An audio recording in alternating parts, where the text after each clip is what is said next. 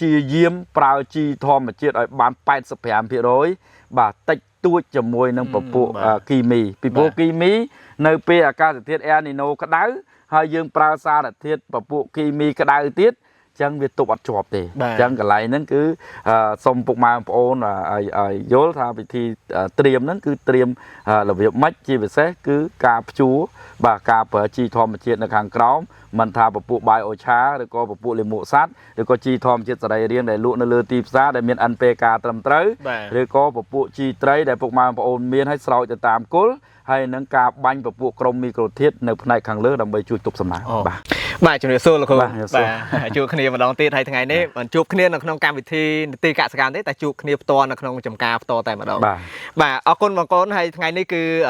កម្មវិធីនីតិកសិផលខ្មែរដែលបងប្អូនតែងតែតាមដានទស្សនានៅក្នុង page បាទកសិផលខ្មែរក៏ដូចជា page PNS TV រួមជាមួយនឹង page ខ្ញុំបាទនុំបរិយផ្ទាល់តែម្ដង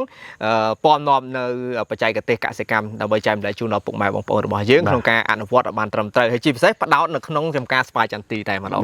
បាទលោកគ្រូបច្ចុប្បន្ននេះយើងឃើញហើយថារាល់ព័ត៌មានហើយជាពិសេសអ្នកកសិកម្មឥឡូវកំពុងតែដុតដៃដុតជើងបាទក្នុងការត្រៀមលក្ខណៈក្នុងការទប់ស្កាត់នៅ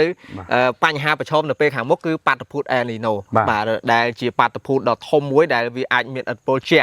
បាទឥទ្ធិពលខ្លាំងទៅដល់ការផលិតនៅទិន្នផលកសិកម្មគ្រប់ប្រភេទមិនថាតើការដាំដុះដំណាំឈើផ្លែឬក៏ដំណាំស្រូវឬក៏ដំណាំអីផ្សេងៗទេគឺប៉ះពាល់ខ្លាំងដែលឡែកក្នុងការត្រៀមលក្ខណៈបាទក្នុងការគ្រប់គ្រងទៅលើចំការស្វាយចន្ទី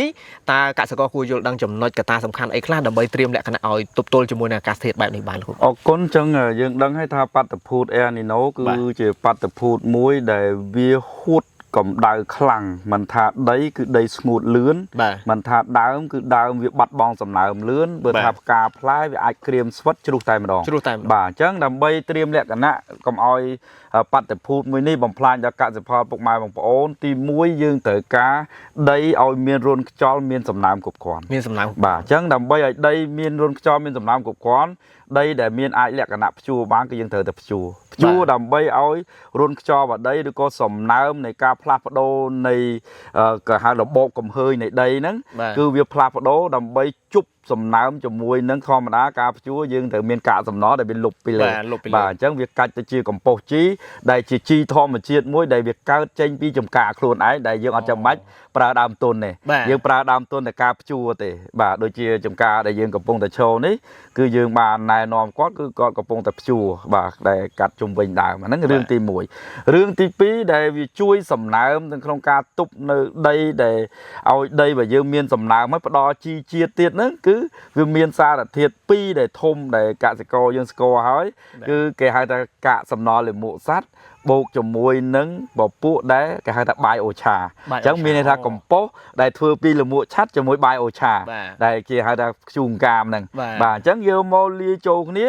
ដើម្បីជួយឲ្យដីរបស់យើងមានរន្ធខ្យល់និងមានសំណើមអញ្ចឹងបាយអូឆានេះគឺសំខាន់មែនទែនបាទវាជួយទប់សំណើមនៅក្នុងដីនឹងបានយូរមែនទែនហើយនឹងបង្កើតពពួកសំណើមហើយរក្សាទឹកនៅក្នុងដីបានយូរអញ្ចឹងបានគេឲ្យយើងប្រើពពួកបាយអូឆាជាមួយនឹងកាកសំណល់លាមកសត្វបាទបន្ទាប់ពីកាកសំណល់លាមកសត្វជាមួយបាយអូឆាដើម្បីបង្កើននៅទិន្នផលហើយជាប្រភេទជីដែលវាជួយទៅដល់ដីឲ្យបង្កើនសំណើមនៅក្នុងដីដូចគ្នាណាគឺពពួកជីធម្មជាតិសរីរាង្គជីធម្មជាតិសរីរាង្គអញ្ចឹងពុកម៉ែបងប្អូនតែងតែឆ្ងល់ថាជីធម្មជាតិ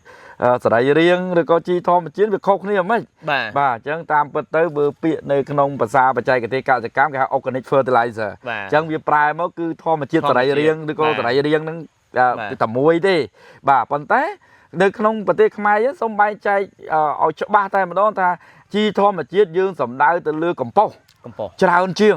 ដែលយើងធ្វើជាកំប៉ុស្តធម្មជាតិយកលាមកសត្វបូកជាមួយនឹងដើមកណ្ដៀងខេត្តកាកសំណល់ផ្សេងផ្អាប់ជាមួយនឹងបាយអូឆាមិញហ្នឹងដែលជាជីធម្មជាតិដែលមិនបានកំណត់ NPK ច្បាស់លាស់អាហ្នឹងគេហៅថាជីធម្មជាតិតែនៅពេលដែលជីសរីរាង្គវិញគេចង់សំដៅទៅលើជីធម្មជាតិសរីរាង្គដែលយើងផ្សំលក់នៅលើទីផ្សារដែលមាន NPK ដូចហ៊ុយយន្តផលិត ជី NPK 433អីចឹងបាទជីធម្មជាតិ433ជីធម្មជាតិ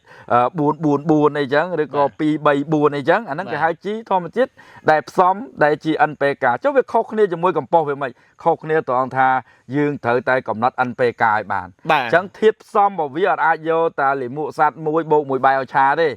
វាត្រូវតែយ៉ាងហោចបំផុតគឺ2ដល់10មុខ12មុខបាទ12មុខដែលវាអាចផ្សំជាធាតុមួយដែលវាសមស្របដែលកំណត់ NPK បានមិនថាពពួកម្សៅឆ្អឹងសត្វតាឃាតមិនថាម្សៅឆ្អឹងត្រីពពួកបាយអូឆាពពួកហ៊ុយមិចពពួកកាកសំណល់ទូទៅកាកសំណល់ដែលរលាយបានណាឬក៏ពពួកលាមកសត្វជាពិសេសគេហៅថាមេ OM ឬក៏ EM ហ្នឹងដែលយើងបាញ់ដែលជាមេពពួក NPK ដែលយើងផ្សំពីអីគេផ្សំពីការត្រាំជាមួយស្ករល្ងឬក៏បំបែកខ្លួនជាពពួកមីក្រូសារពាង្គកាយឬក៏មីក្រូសារធាតុឬក៏ម៉ាក្រូធាតុដើម្បីបាញ់ពីលើវាបង្កើតជា NPK បង្កើនគុណភាពទៀតអញ្ចឹងជីអស់ហ្នឹងដែលយើងនិយាយថាប្រើជីធម្មជាតិមួយពុកម៉ែបងប្អូនចំណេញទាំងអ្នកខ្លះគាត់ស្រោចជីត្រីផងគាត់ស្រោចអីផងតាមពិតនៅក្នុងអាជីធម្មជាតិផ្សំជាសរីរាង្គដែលត្រឹមត្រូវពិតប្រាកដហើយក៏មានគុណភាពហ្នឹងវាមានអាជីមេជីត្រីមេជីនៅក្នុងហ្នឹងរួចអស់ហើយបាទជាពិសេសគេហៅមេជីប្រសាសដែលកំណត់ NPK អញ្ចឹងកន្លែងហ្នឹងគឺសិតសឹងតែជួយសំណើមដីហើយនឹងទប់ជាមួយ El Nino បាទអាកាសធាតុទី2ផ្នែកខាងលើបាទពុកម៉ែបងប្អូនត្រូវដឹងហើយថាពពួកក្រុមមីក្រូធាតុបាទពួកកសិករយើងក៏គាត់ស្គាល់ច្រើនហើយដែរថាជីសារាយសមុទ្របាទហ្នឹងគេហៅពួកក្រុមមីក្រូធាតុឬក៏ជីអាតូនិកអីចឹងណាជាពពួកក្រុមមីក្រូធាតុតែអ្វីដែលសំខាន់ហើយគុកម៉ែបងប្អូនដែលឆ្នាំនេះដែលត្រៀមបាទហើយក៏ឃើញពុកម៉ែបងប្អូនដុតដៃដុតជើងធ្វើច្រើនដែរគេហៅជីត្រីបាទអញ្ចឹងអាចយកទៅបាញ់នៅតាមគល់ដីក៏វាជួយសំណើមមួយដែរទី2គឺជីធម្មជាតិដែលមាន NPK ត្រឹមត្រូវហើយយើងបានសង្កាត់នឹងការជួយសង្គ្រោះដល់ស្លឹកឬដល់ផ្កាត្រឹមត្រូវកុំឲ្យវាលាកអីនេះដូចហ៊ុយយន្តកសិកម្មយើងបានផលិតចឹងបាទអញ្ចឹងជីដែលមាន NPK សរីរាង្គដែរតែសរីរាង្គដែលមាន NPK ត្រឹមត្រូវអញ្ចឹងខុសពីជីត្រីពុកម៉ែបងប្អូនដែលត្រាំតែពីត្រីបាទអាចយកមកជួយខាងក្រោមគល់ហើយយើងប្រើពពួកខាងលើគឺពពួកក្រុមមីក្រូធាតុដែលជួយសំណើមនិងទប់ជាមួយបរិយាកាសក្តៅអញ្ចឹងបើនិយាយជារួមមានន័យថាជាព្យាយាមប្រើជីធម្មជាតិឲ្យបាន 85% បាទតិចតួចជាមួយនឹងពពួកគីមីពីព្រោះគីមីនៅពេលអាកាសធាតុ El Nino ក្តៅហើយយើងប្រើសារធាតុពពួកគីមីក្តៅទៀតចឹងវាទប់អត់ជាប់ទេអញ្ចឹងកន្លែងហ្នឹងគឺសុំពុកម៉ែបងប្អូនឲ្យយល់ថាវិធីត្រៀមហ្នឹងគឺត្រៀមរបៀបម៉េចជាពិសេសគឺការភ្ជួរបាទការប្រើជីធម្មជាតិនៅខាងក្រោមមិនថាពពួកបាយអូឆាឬក៏ពពួកលាមកសត្វឬក៏ជីធម្មជាតិសរីរាង្គដែលលក់នៅលើទីផ្សារដែលមាន NPK ត្រឹមត្រូវឬក៏ពពួកជីត្រីដែលពុកម៉ែបងប្អូនមានឲ្យស្រោចទៅតាមគល់ហើយនឹងការបាញ់ពពួកក្រុមមីក្រូធាតុនៅផ្នែកខាងលើដើម្បីជួយទប់សំណើមបាទលោកគ្រូសុំមកសំណួរទៀតដោយសារតែសំណួរនេះក៏ជាសំណួរមួយដែលបងប្អូនយើងគាត់ធ្លាប់បាទធ្វើហើយក៏អាចនិយាយបានថាអ្នកខ្លះក៏ជោគជ័យអ្នកខ្លះក៏បរាជ័យនៅក្នុងបាតុភូត El Nino កាលពីឆ្នាំកន្លងទៅដែលយើងធ្លាប់បានជួបពាក់ព័ន្ធនឹងការធ្វើជំរុះក៏ដូចជាអ្នកខ្លះគាត់បាញ់ទាញខ្លាំងពេកបាទហើយក៏អ្នកខ្លះគាត់បានផលអ្នកខ្លះទៀតក៏គាត់ចាប់ផ្ដើមដូចថាខាតមួយឆ្នាំចោលតែម្ដងដោយសារអត់បានផលសោះតែម្ដងបាទបញ្ហាជ្រុះផ្កាឬក៏ទាញអត់ចាញ់គាំងជាដើមនេះតើឆ្នាំដែលត្រៀមនឹងជួបបាតុភូតនេះទៀតតើលោកគ្រូមានយុទ្ធសាស្ត្របែបណាដើម្បីឲ្យពួកគាត់ថាតើយើងគួរជំរុះទេឬក៏យ៉ាងម៉េចដែរបើជាក់ទៅនឹងការជំរុះបើយើងនិយាយបទដ្ឋាននៃបច្ចេកទេសវាអត់មានអ្វីដែលហាមឃាត់ទេបាទប៉ុន្តែគ្រាន់តែខ្ញុំឲ្យពុកម៉ែបងប្អូនទៅចងចាំនៅពាក្យខ្ញុំមួយថាបើជំរុះដូចយើងជាពេទ្យម្នាក់ដែលច្បាស់លាស់ពេទ្យបាទយើងជាពេទ្យជាដុកទ័រមួយដ៏ច្បាស់លាស់ចិញ្ចឹមកូនដែលកើត7ខែអូកើតអត់គ្រប់ខែកើតអត់គ្រប់ខែវាកើតបានតែ7ខែយើងត្រូវយកវាចិញ្ចឹមជាមួយថ្នាំចិញ្ចឹមជាមួយនឹងអាហារបំពន់ចិញ្ចឹមជាមួយនឹងហើយឬក៏ទប់ស្កាត់ជាមួយនឹងអាបត្តិភូតជុំវិញខ្លួនគាត់រហូតដល់9ខែ10ថ្ងៃឲ្យវាគ្រប់បាទអញ្ចឹងមានន័យថាពិបាកតិចបាទអញ្ចឹងគ្រាន់តែថាពុកម៉ែបងប្អូនទ្រឹស្ដីនៅក្នុងការជំរុះនេះ10នាក់ជោគជ័យតែម្នាក់ទេដែលខ្ញុំតាមដានមកជារឿយជារឿយជារៀងរាល់ឆ្នាំកន្លងមកនេះខ្ញុំឃើញ10នាក់ជោគជ័យតែម្នាក់នោះគឺគាត់អាចថាជាច្បាស់នឹងឯងគឺគាត់ច្បាស់ជាមួយនឹងការជំរុះនឹងការដែលគាត់យល់ដឹងអំពីគាត់ជាដុកទ័របាទអញ្ចឹង9នាក់ទៀតអត់ខ្លួនឯងអត់ទៅជាដុកទ័រផង dương tới châm câu là giúp bầm pơ khai đá cái hai ọt cục tật này cái hai ọt cục tật cứ viên nghĩa nâng rong cừu viên nghĩa nâng bơ chia bờ buộc e này nâu tiết đấy nhưng chưa tha phải hai chia mình ban pho lại thế vì phố ca chồng đú cứ dương bằng cao cầm đau được không đau bằng cao cầm đau ôi vì hụt hay đau bay chồng đú hói lo cao gì cả thay mấy đấy việc bắt bong tham bằng pol sầm náo bằng man chia mà phê phê phía rồi bắt tại hói